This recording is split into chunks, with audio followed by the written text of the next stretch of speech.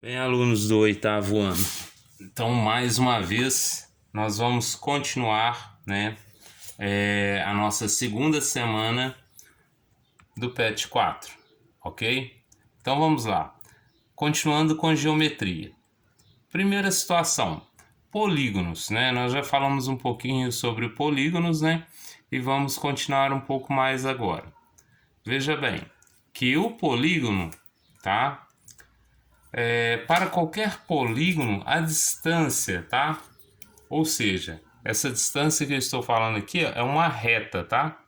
Do centro até o segmento de reta que equivale ao seu lado, formando um ângulo de 90 graus, é chamado de apótema. O símbolo do apótema é a letra A, tá?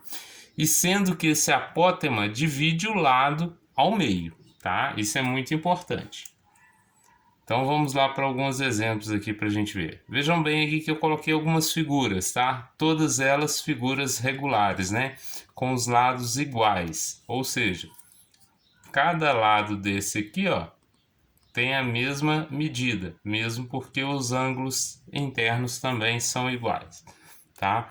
Então vamos lá falar do apótema, tá? Eu vou traçar duas linhas aqui, ó, bem fininhas, só para me delimitar qual seria o centro aqui, tá?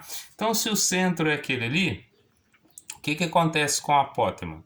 Olha só, ele divide o lado ao meio, tá? Ó, aqui seria o meio e vai até o centro, tá? Eu vou colocar mais um apótema aqui para vocês verem. Olha só, neste caso aqui, ele dividiu o lado ao meio e foi até o centro, tá? Coloquei mais um apótema aqui. Veja bem, dividiu aqui, ó, o lado da base aqui, ó, ao meio e foi até o centro, tá?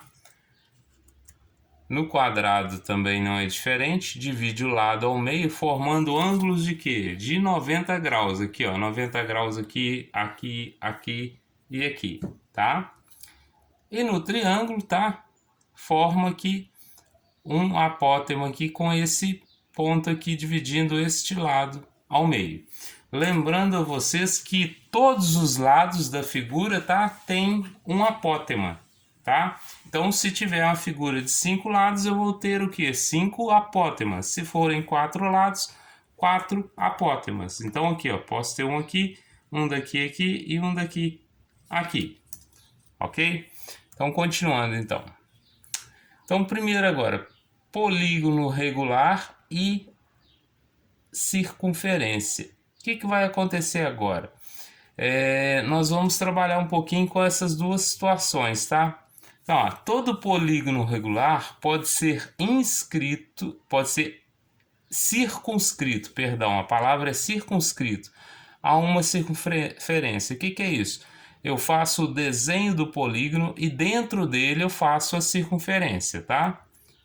Olha só, o exemplo que está aí, eu tenho três figuras, né? Um triângulo, um pentágono e um octógono, e dentro deles eu fiz uma circunferência. O que acontece? Se ele for regular, todos os lados, né, vai encostar em um ponto da circunferência. Isso para os regulares, ok?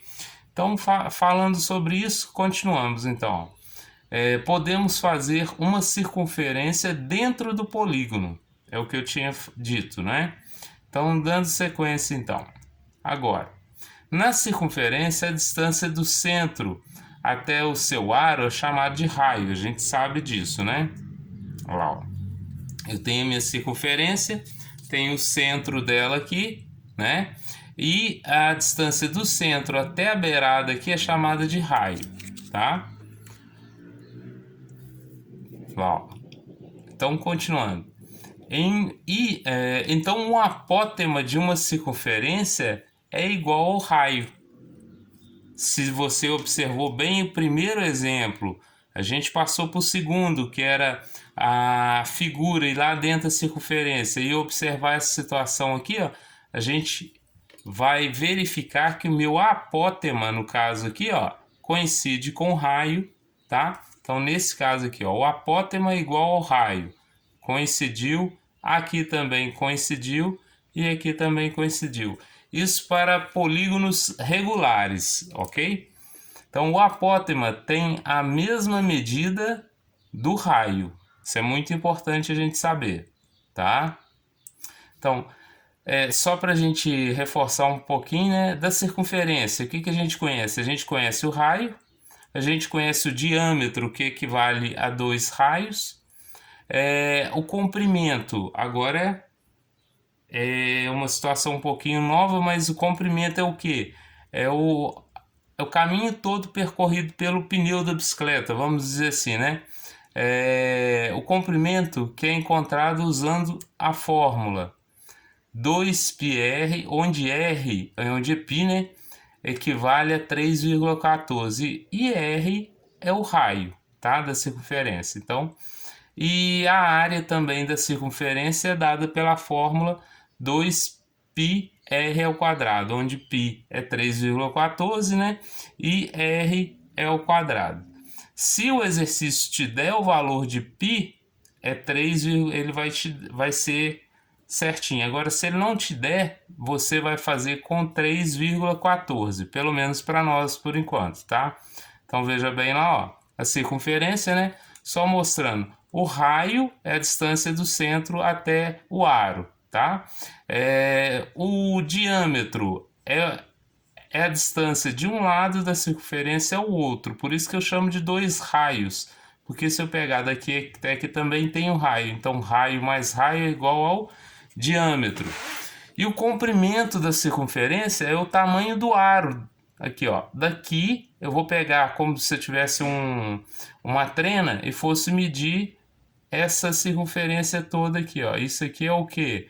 É chamado comprimento da circunferência. E a área é como se eu fosse cobrir todo essa área aqui esse espaço, né, dentro da circunferência, tá? Então vamos lá, e do triângulo retângulo, o que a gente conhece, né? Em um triângulo retângulo, o maior lado é chamado de hipotenusa, tá? E a sua área é dada pela fórmula, tá? Altura vezes, base vezes altura dividido por 2, ou seja, onde B que é a base, H é a altura, dividindo por 2. Então vamos ver aqui, ó. Temos aqui nosso triângulo retângulo. Por que eu chamo de triângulo retângulo? Ele tem um ângulo de 90 graus aqui. Qual que é o maior lado? É esse? É esse? Não, é esse aqui. Por quê?